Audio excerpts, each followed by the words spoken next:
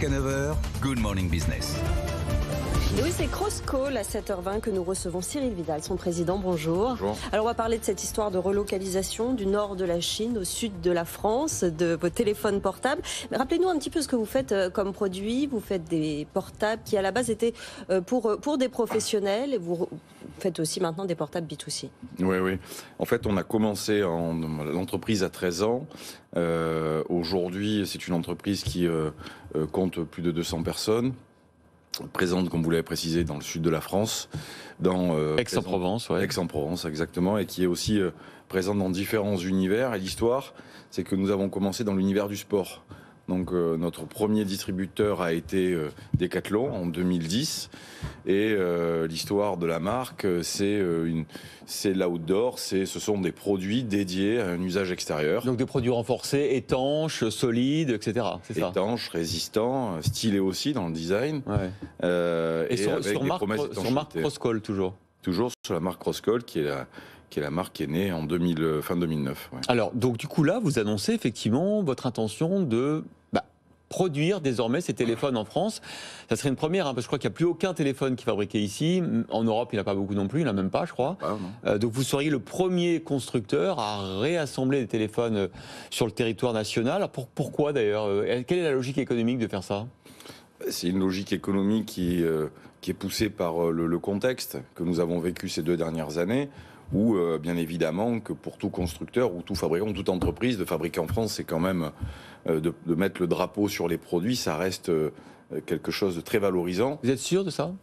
Oui, j'en suis convaincu, parce que vous regardez dans le luxe, au final, on a un vrai savoir-faire, on a réussi à s'exporter parce que nos produits sont de grande qualité. Il y a un vrai savoir-faire, il y a le souci du détail, et ça, c'est franco-français. Et pour répondre à votre question sur le sujet fabrication en France, ce qu'il faut savoir, c'est que premièrement, nous n'allons pas que fabriquer, et on ne fabrique pas seulement des produits.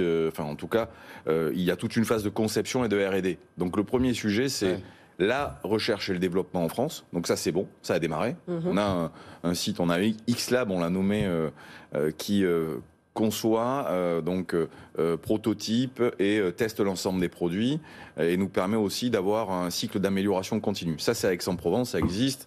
Si vous venez nous voir, vous avez tout un site dédié. Ensuite, vous avez toute la recherche qui aussi doit s'amplifier sur l'innovation. Donc là, on a plusieurs partenariats avec de grandes entreprises françaises, je peux en nommer un certain nombre, et puis aussi des entreprises américaines comme Qualcomm qui sont venues s'installer. On a fait partie du protocole sur Lannion. Donc tout ça, c'est de la recherche du développement pour aller chercher l'innovation. Et ensuite, autre phase, le reconditionnement de produits, puisque quand vous livrez, pour exemple, à SNCF 23 000 agents, tôt ou tard, vous finirez par les récupérer.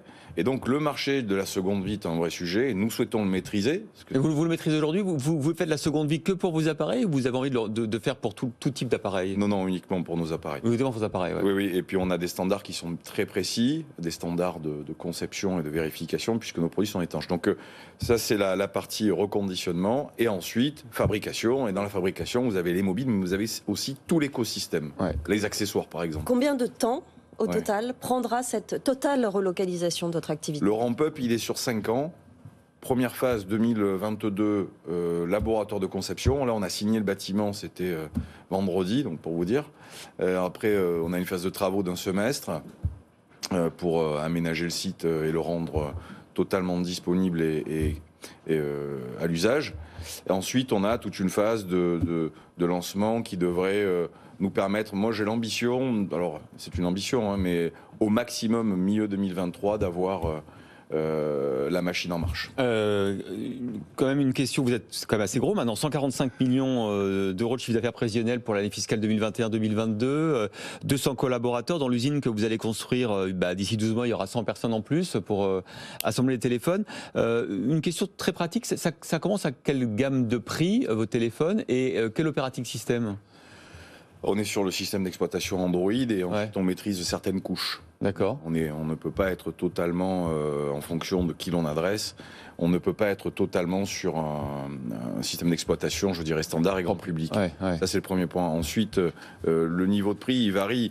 Si vous voulez, vous avez des produits qui sont tout à fait accessibles, qui vont être affichés dans toutes les boutiques des opérateurs SFR, Bouygues et Orange, où vous pouvez trouver l'ensemble de notre gamme. Combien le premier prix, par exemple? On est à 299 € à peu près. D'accord. Ensuite, vous avez la subvention qui vient agrémenter le prix et le positionnement, et on va jusqu'à 700 € à peu près. Mais là, on est sur une approche grand public. Et pour les militaires, évidemment, ça peut aller beaucoup plus haut. Merci beaucoup, Cyril Vidal, président de Crosscall, donc qui va...